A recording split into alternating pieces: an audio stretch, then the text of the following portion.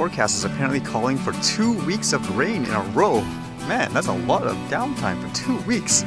Hopefully that won't be the case, although it is the fall time. All the colors of the trees and stuff are going to change really fast.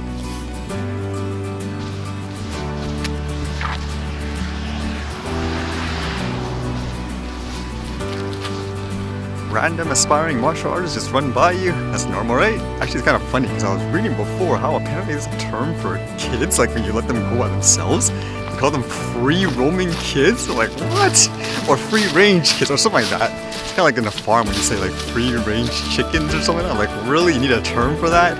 I guess people are just paranoid letting kids walk by themselves and stuff most of the time. Watch that be a requirement in the future. In order for your kids to be able to walk to school by themselves, they have to maintain a minimum of a black belt level in martial arts or something like that. I don't know, for here, for the most part, it seems okay to wander schools or like to places like that, in my opinion, but I know a lot of people freak out over that.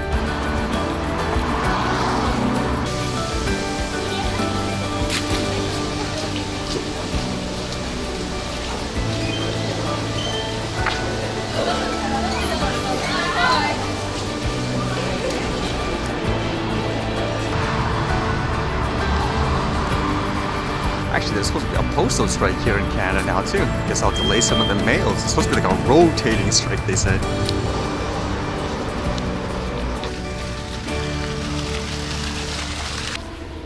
Must be a new product day today. This one's actually interesting because I was actually waiting for some augmented reality glasses to become affordable and at the same time practical to actually wear.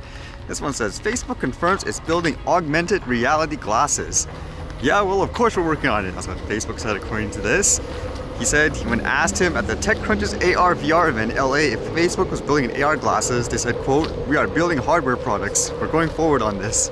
I know for flying a drone for like things like FPV, I don't know, for me in terms of capturing footage, I'd rather wear something like this where you could actually see, I guess, the interface at the same time what's actually around you. What do they have right now? Just that Epson Moverio one or whatever it's called? That seems so expensive. It doesn't seem that practical overall. For me anyways, like for a person capturing it for fun.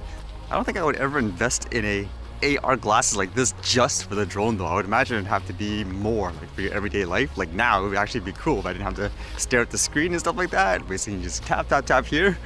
But then again, would that create too much distraction? I guess for like driving, like they say no texting and stuff. Imagine you can do that while you're like driving on the road and so forth.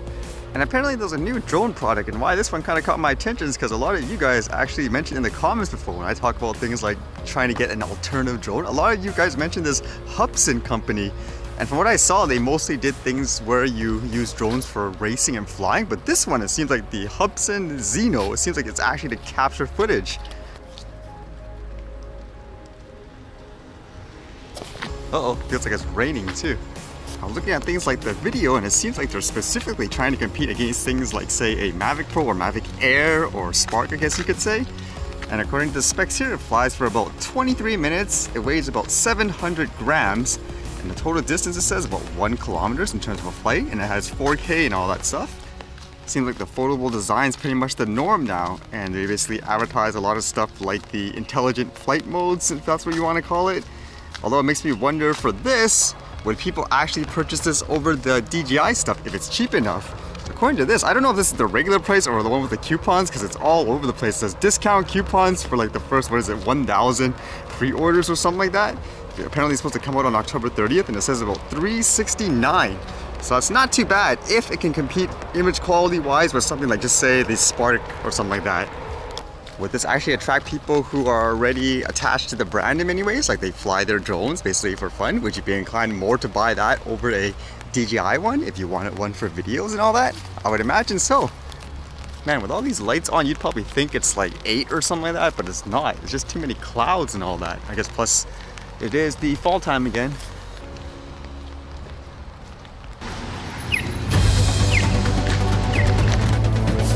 How about we try doing this in the dark?